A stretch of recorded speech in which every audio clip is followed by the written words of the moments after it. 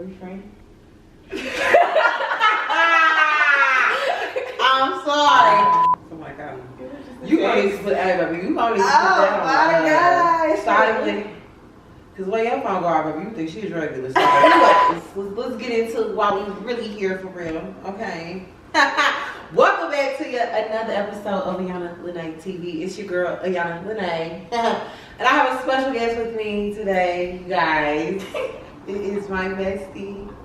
For the restie. My best friend since 1st grade, Jasmine. I'm pretty sure you've seen her plenty of times before on the channel. But you're getting a real deep look into my girl today. Because we got some stuff to get into. But got anything you want to tell people before we get into some tea? Girl.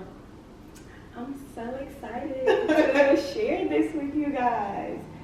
It was a very personal journey, so I'm excited to be sharing it, and of course with who else other than my bestie. I'm excited. Yeah, so we're just gonna have a little girl talk, you know, pour a little wine out. Listen, I'm technically on dry January now, alright, so this is an exception. And I've been sticking to it, but we have to get cute because I got some new wine glasses, yeah. Thank you. Tea, you feel me? Let's just say LinkedIn storefront, you know, hit that link in bio, period.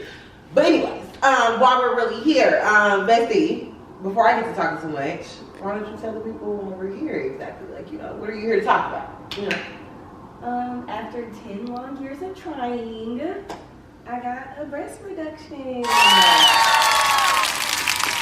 And start to applause. Okay. And if you all remember, okay, a few months ago we threw a party called Booze, Boobs, and Blood. You know, we had us a good little time, you know, back then. But we were celebrating the fact that she was preparing for such a huge milestone, which is her breast reduction. But I don't want to talk too much, you know, because this is her tea tale. So, can you explain just a little bit further, like, what it is, like, you know, what exactly was the operation that you had, and, like, what, you know, what brought you to that decision? Like, you know, I know, but I mean, I just not, I feel like they want to know. So I had a breast reduction with a breast lift, and there was a possibility of an open nipple graft or just to kind of move the nipple, and I just had my nipple moved, so without an open nipple graft. And I got this procedure for many reasons. Like we said, I've been wanting it for 10 years. So that was back when I was 16, 15, when I first went to the doctor. At that point, I was like way bigger than I was by the time I got it. And it was just for freedom. Like, we've been dancing our whole life. Like, I was a ballerina when I was 5. And, you know, eventually those Fridays had to stop that. All our hip hop classes, now that I'm older, and my yoga, like, y'all know how hard it is to invert your head, stuff on your face. I never even thought about that, Yeah. So, I just wanted a little freedom. Like, I wanted to feel like myself. I knew I had a lot of things in me, fashion that I wanted to wear, and it was just constant baggage that I knew wasn't meant to be here. I'll be the same day. Now, what I was saying, I got a little context now, but what I find funny is her saying, you know, for 10 years, because that's crazy for 10 years you say, but I can't make this up. Jasmine boobs grew overnight. Like, it was one of them things where, like, we came to lunch in middle school, and it was like she had boobs, and the boobs were on the table, and it was like, hold on. Okay, grown spark lunch, like, I literally seen you last week. What happened? Like, over a weekend, I feel like they grew, and yeah. And so, I'm actually really excited and happy that you got to do this, because I know how much it means to you, like, seriously. But, like,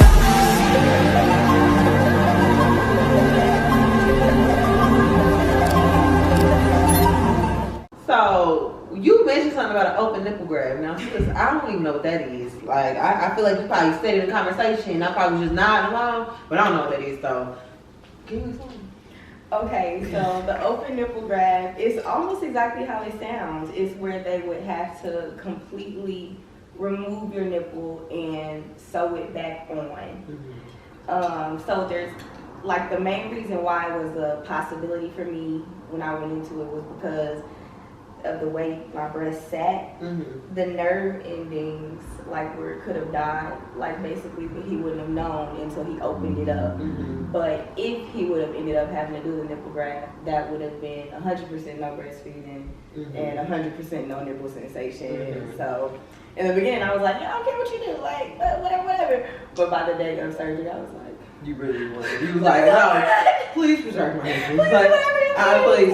gonna try. So that means you can breastfeed, right? For me, it is a 30% chance I can't. Okay. But as of now, it's yes. I got sensation back. Okay. So you have sensation, so yeah, you might full get it. sensation. Okay, all right. And there was a question I think you had gotten asked on your Instagram specifically about breastfeeding. Okay. Yes, all right. I still can, most likely. Okay. All right. We'll see. We don't know. We'll see.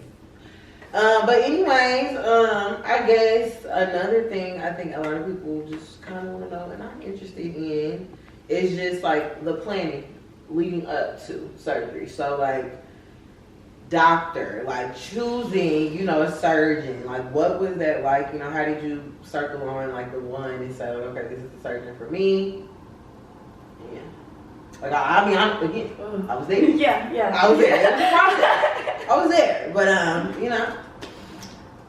living in Atlanta, I definitely bounced around because I guess we'll get into that. But I tried the insurance game, and at this point, I was tired of the insurance game, and I was willing to go cosmetics. So I was going to say like that because you brought up the insurance, and I was going to say like, doesn't that have something to do with it's like medical versus and how you pick your surgeon definitely has to do with how you want to go your route. Oh, I tried the cosmetic route with these doctors in Atlanta, and I was meeting with. I'm a nurse. I was meeting with people with lower credentials than me to tell me about my surgery. And I'm like, where's the doctor? Like, what are we doing here? And then they sending me quotes, and they're like, I can get you in next week. And I'm like, what? Like, I don't want the first day I meet my doctor to be there. And it was high. Like, it was, my quotes here were between $12,000–$13,000. That's a lot. That's a lot to me.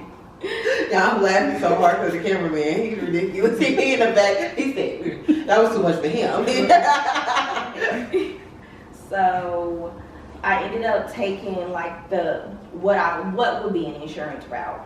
So I went to my primary care doctor, and I asked him for a referral, and I asked him for plastic surgeons that he knew that took insurance. Tried a couple of them. And then that's when, as I'm hearing about like the recovery and things like that, that's when I'm like, I need to go to Indiana. Like, I'm about to be down for a while. I need to go with my mom. So I went. I'm the 5th person in my family to have a breast reduction. So I just went to my cousin who got the best breast and said, "Who did yours?" Hey, process of elimination. And so she told me. I went looking for him. He's retired. Awesome. But then finally, the person who took his place is who I actually ended up going to. But he required the referral from my primary care doctor. He required me to go to physical therapy and chiropractics for at least 2 months prior to even taking an appointment with me. But he eventually did, and he was like, "It's up to you if you do insurance or cosmetic or not." But for the most part, he was an insurance doctor, and he was a lot cheaper. Even though I went cosmetic with him, he was cheap. Okay. So given that you went cosmetic, that means you did use insurance, right? I did not use insurance. You didn't use insurance, okay. And so I guess that's a good clarification point that if you're going to do insurance, not something that's going to have to be a medical reason as to why you're getting surgery. Yes. All right, T. If you feel me, I ain't getting one personally, but that's T for those that are considering it though. But I guess like you brought up like the cost, being better than what it was when you was, quoting the Atlanta doctors. How it be out here. We call that the Atlanta tax. We talked about that on the first episode of Young and ATV. If you didn't go clock that. But anyways, so how much did you roughly end up having to come out and pay, like out of pocket? $9,000. Alright. After she just told us about, all right, if you in Atlanta, go on, run back to Indiana if you can, clearly. Because some people like to gatekeep, I don't know. Was you willing to share the surgeon? Will you share that? So I asked my surgeon, would he like to be shared prior to? Okay. He said no.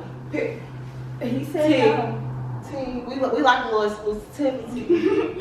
He don't like the cosmetic stuff, so he don't even want to get that. He don't even want y'all to come because he know what the tea gonna be. Y'all don't tell me he gonna be like, I need insurance, baby. Like, don't even. I'm not trying to deal with y'all. That's pretty Indiana, like. I know, right? He was like, But he was toxic. Hey, always like, you want cosmetic come to Atlanta? You know they got you. They got you, baby. Okay, period. Okay, so I feel like the question everybody wondering. If you don't mind sharing, what bra size were you prior to? So crazy. 10 years ago, like way back when them popped out, the night before I was going through my drawer, going through old bras, I had a size N. I had a size N bra, y'all.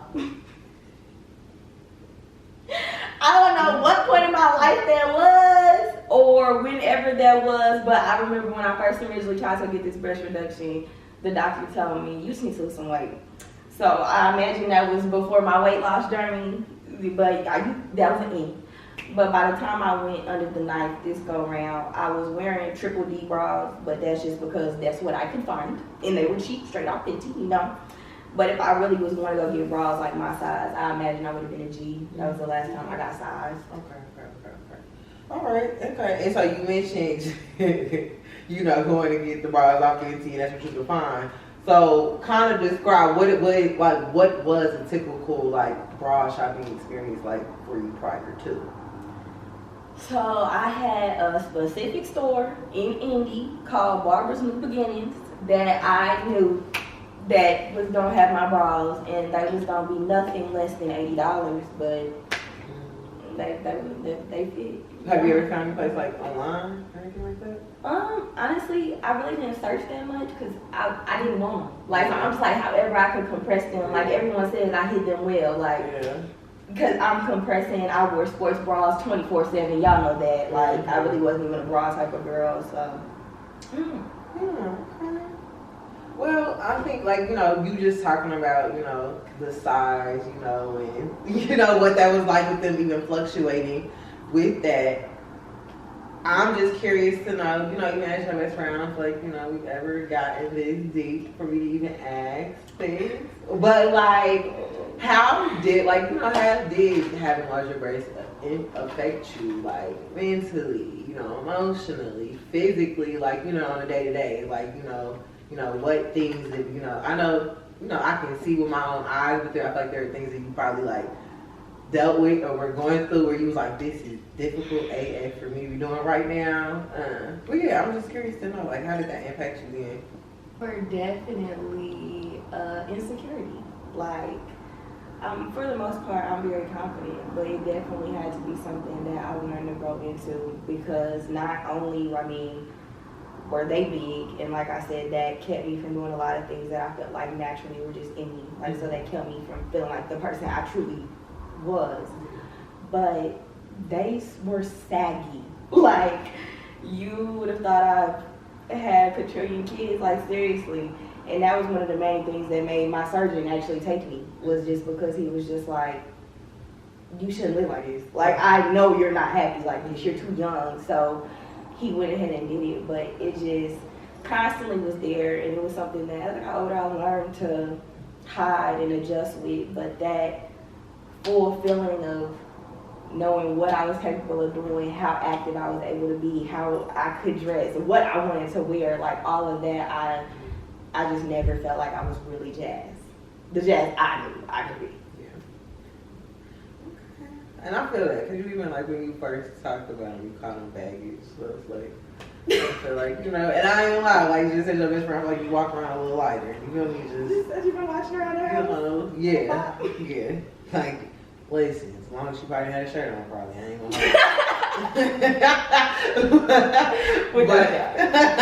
But nah, in all seriousness, though, I understand that. I understand that feeling. Appreciate your willingness to be vulnerable with us. Explain that. And if you can't tell, she's not the emotional best friend. I am. But now I'm just getting into a little bit more about like, you know, pre-op, like, you know, you preparing, you know, for your operation. Like, I know, you know, you talked about, you know, touched on the fact that you did go back to Indiana. So, like, I know, obviously, like, was there any extra related expenses, like, you know, related to that, you know, aside, like, you know, from the obvious flight home, but. No, I mean, paying rent here.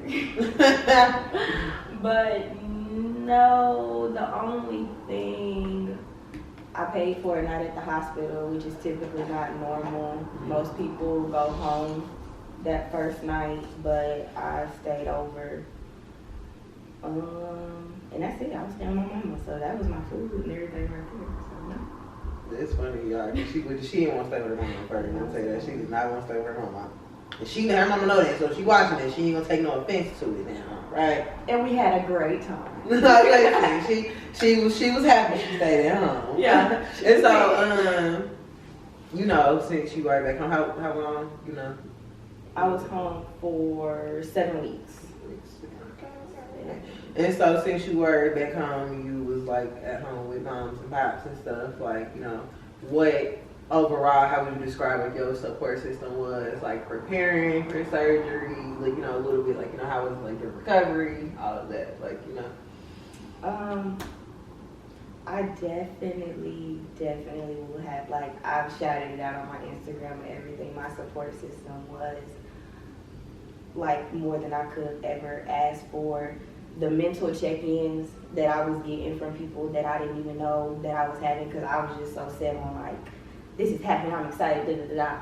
So to have my friends like stop and be like, so like, how are you feeling about the fact that you've had these for so long? Like, how's the body change gonna be? And like, well, like, what are you afraid of? So even having people make me think about those things, like, I've never had surgery.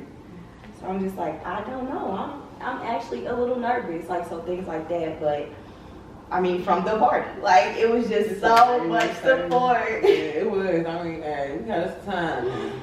We had some time celebrating the books, but no.